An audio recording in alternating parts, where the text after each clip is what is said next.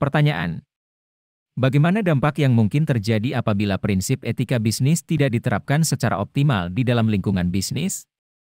Pembahasan: jika prinsip etika bisnis tidak diterapkan secara optimal di dalam lingkungan bisnis, maka dampak yang mungkin terjadi antara lain. 1. Kerugian finansial.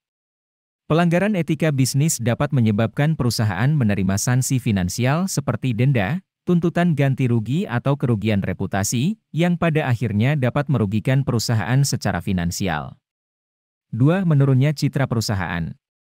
Jika perusahaan dikenal sebagai perusahaan yang tidak etis, maka hal ini dapat mempengaruhi citra perusahaan di mata masyarakat, konsumen, dan investor.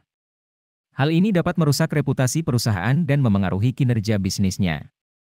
3. Kehilangan karyawan. Pelanggaran etika bisnis dapat membuat karyawan merasa tidak nyaman atau bahkan merasa dilecehkan, sehingga membuat mereka meninggalkan perusahaan. Hal ini dapat mengurangi produktivitas perusahaan dan biaya yang dikeluarkan untuk merekrut dan melatih karyawan baru. 4. Kerugian lingkungan. Beberapa praktik bisnis dapat merusak lingkungan, seperti penggunaan bahan kimia berbahaya, penggunaan bahan bakar fosil yang tidak ramah lingkungan, atau pengolahan limbah yang tidak memenuhi standar lingkungan. Jika perusahaan tidak memperhatikan dampak lingkungan dari praktik bisnisnya, maka hal ini dapat merusak lingkungan dan memicu dampak buruk jangka panjang. 5. Gangguan hukum. Pelanggaran etika bisnis dapat membuat perusahaan terlibat dalam masalah hukum, seperti tuntutan ganti rugi, sanksi pidana atau denda yang tinggi.